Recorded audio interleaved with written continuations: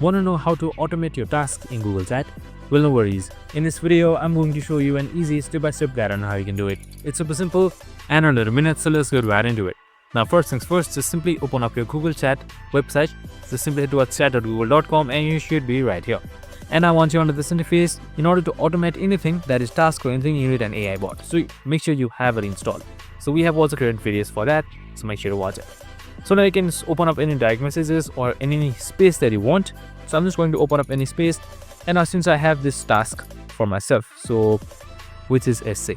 So if there is any essay, I can just simply add an AI. So I'm just going to add an AI, tell it's a command and write a short essay.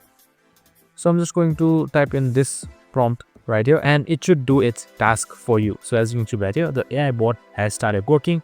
And as you can see right here, it's even to you. And that's it. I hope this video helped. If it did, make sure to like, subscribe, and tune in with us for more of these videos. See you on the next one.